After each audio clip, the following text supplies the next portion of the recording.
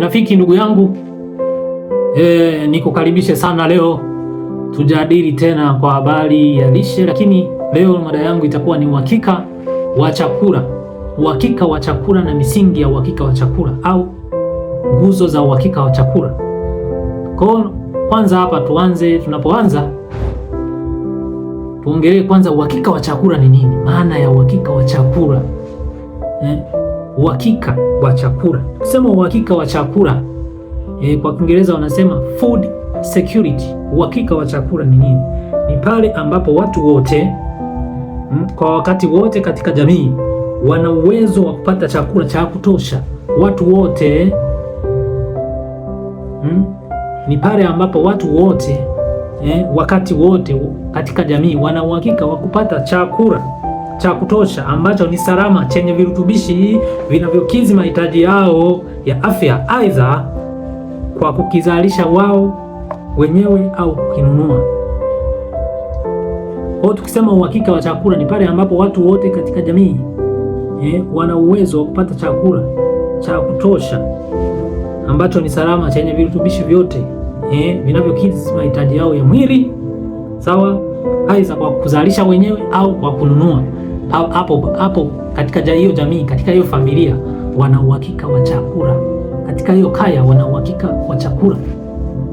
Kwa food security ndio hiyo, ndio uhakika wa chakula, kwamba katika kaya wakati wote wana uhakika wa chakula ambacho ni salama, kina virutubishi cha kutosha, lakini pia kwa ajili ya mahitaji yao ya mwili, kwa kununua, wamekipata kwa kununua au kwa kuzalisha wenyewe.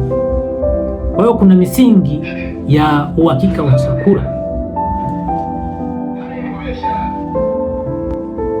Kuna misingi mbalimbali ya uhakika wa chakula. Ipo misingi minne. Kwanza kuna availability, yani upatikanaji wa chakula.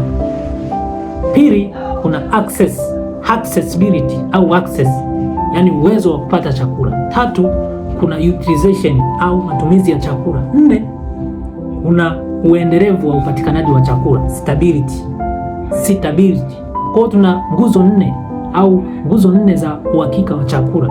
Kuna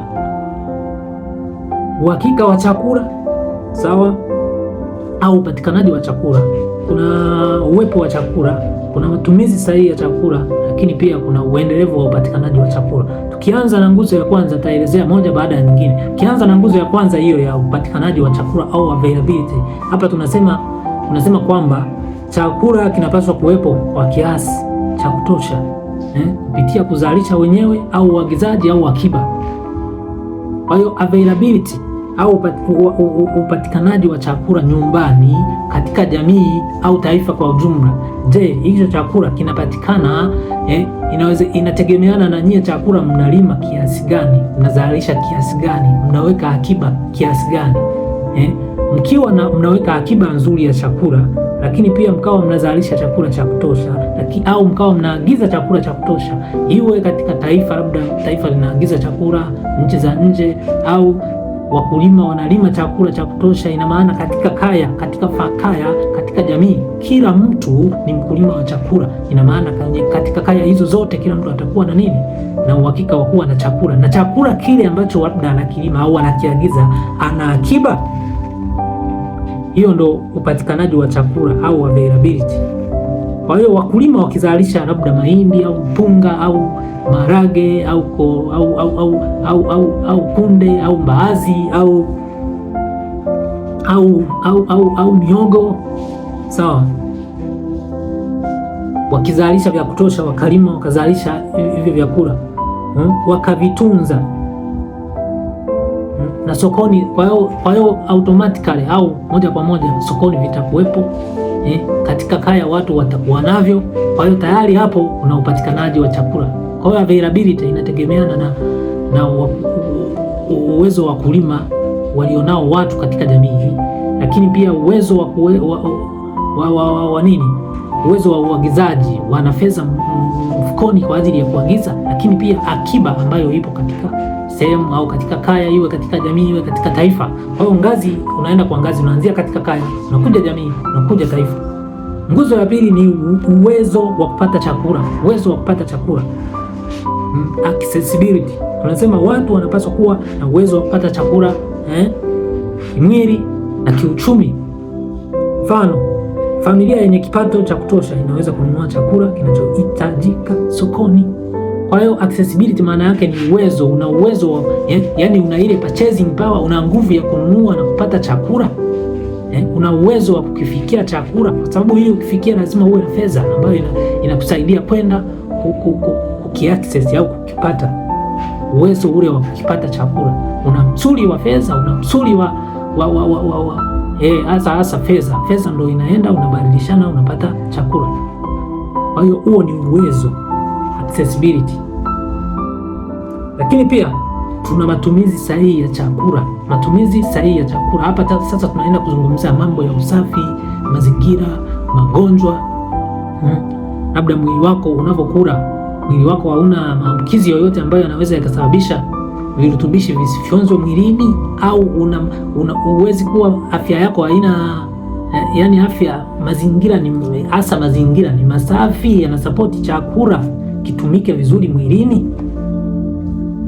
Kwa hiyo hapa tunasema kwenye matumizi sahihi ya chakula, chakula kinapaswa kutumika kwa njia inayotoa lishe bora na afya njema.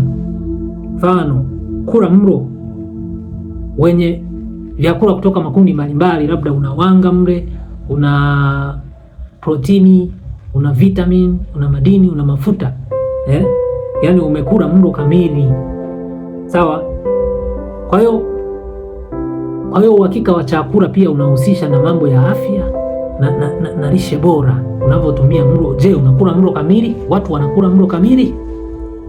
Sababu kila mlo kamili maana yake tayari unakuwa wewe unapata virutubishi vyote kutoka kwenye huo mlo uliokula. Ukipata virutubishi vyote tayari wewe mwili wako utakuwa na kinga ya mwili. Kinga ya mwili itakuwepo, lakini pia vyakula vya kuongeza nguvu vitakuwepo, vyakula vya kuongeza joto vitakuwepo, vyakula vya kulinda mwili na kujenga mwili vitakuwepo. Kwa hiyo tayari wewe una uhakika wa chakula kwa njia hiyo. Matumizi sahihi ya chakula, utilization. Sawa? Lakini ya mwisho inaitwa uendelevu wa upatikanaji wa chakula, stability. Chakula kinapaswa kupatikana wakati wote bila kuathiriwa na majanga, ukame, misukosuko ya kiuchumi kama vita. Kwa hiyo chakula hakitakiwi kuathiriwa na hivyo. Hii ni nguzo mojawapo.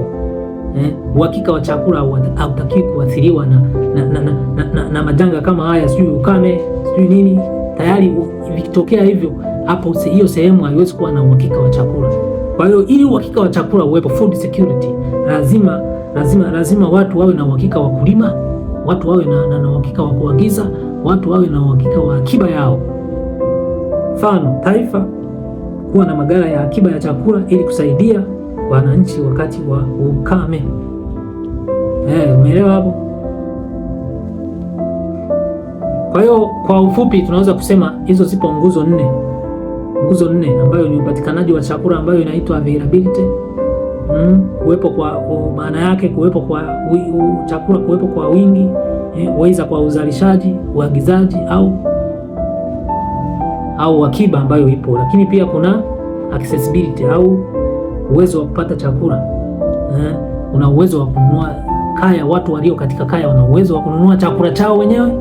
Lakini pia ya nne, matumizi ya chakula. Mnapokula, watu wanapokula wanakula chakula chenye virutubishi vyote vile nilivyovitaja: wanga, protini, vitamini, madini na mafuta, yaani mlo kamili. Lakini pia stability au upatikanaji endelevu wa chakula. Hakuna misukosuko kama misukosuko ya kiuchumi au vyakula kupanda bei, ukame, majanga yanayoweza kutokea kama earthquake au mtetemeko wa ardhi ya asili au magonjwa katika mimea, pests and disease. Kwa hiyo hivyo vyote, hizo zote nguzo zikiwepo nne, hizo zinapelekea watu wawe na uhakika wa chakula, ambayo tumesema uhakika wa chakula ni pale ambapo watu wote wana wakati wote, watu wote, mimi na wewe, jamii nzima, kila kaya ina uwezo wa kupata chakula cha kutosha chenye virutubishi, kilicho salama kwa ajili ya mahitaji ya miili yao, lakini pia kwa kununua au kwa kuzalisha wao wenyewe. Nishukuru sana kwa kunitazama. Niishie hapo kwa leo. Asante sana. Amen.